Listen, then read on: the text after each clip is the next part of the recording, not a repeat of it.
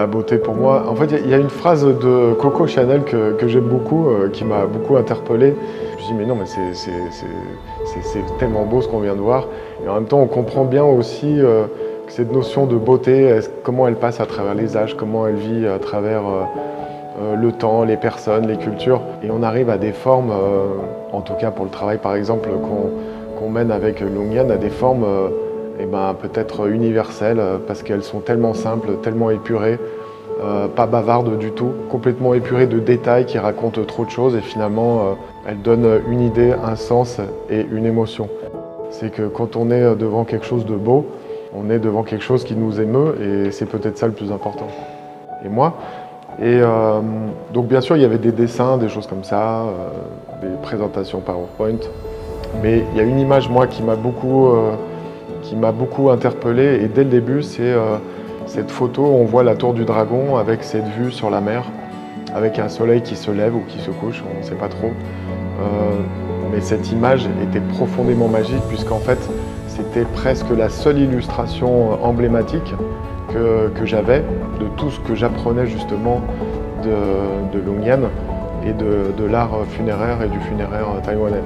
Donc en fait elle a une empreinte extrêmement forte et très poétique en fait chez moi.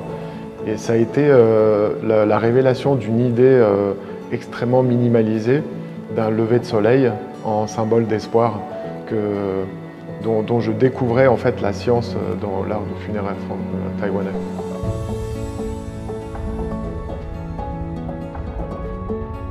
Le monde du funéraire tel que je le connais, il est particulier, c'est un monde qui est difficile, qui est triste, qui est pas très joli en fait en France et en Occident, qui mériterait d'avoir un mode de cérémonial, des objets, des façons de faire renouvelées.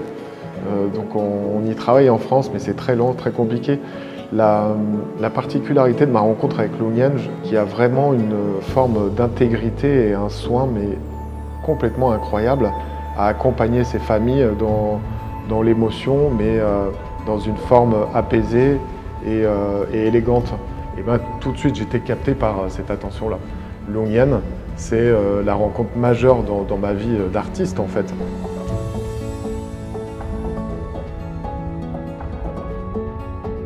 Lung Yen, il y a dans cette rencontre quelque chose d'hyper intéressant dans cette démarche-là où on écoute d'abord des familles, on écoute des besoins, on écoute un monde funéraire, on le regarde, on l'observe et puis on se dit mais comment on peut le rendre plus joli? Et en fait, cette écoute-là, cette concentration sur ces besoins, sur cette nécessité à bien vivre les choses, elle est remarquable en fait.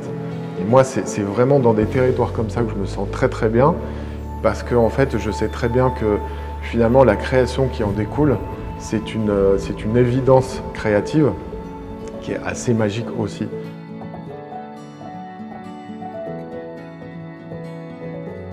La découverte du monde funéraire asiatique et particulièrement taïwanais, ça a été une vraie expérience lente et une démarche initiatique qui a pris du temps.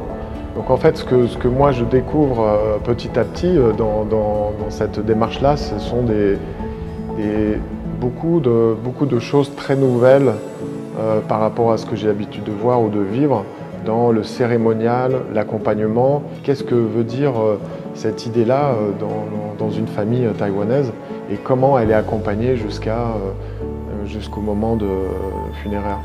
Donc c'est quelque chose qui est lent, je crois que je ne connais pas tout évidemment et j'ai hâte d'en découvrir plus. C'est un parcours d'apprentissage que j'aime bien découvrir avec le temps et doucement, à tel point que mon premier jour à Taïwan, mon premier voyage, c'était pendant le Covid.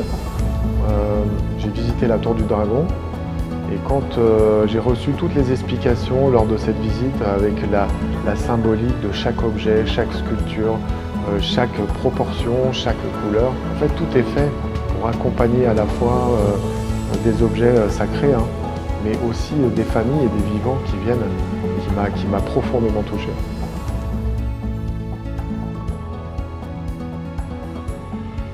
Lors de ma visite à la Tour du Dragon, la première visite, il y a une scène qui m'a particulièrement touché. C'est des adolescents qui étaient en contemplation devant une urne.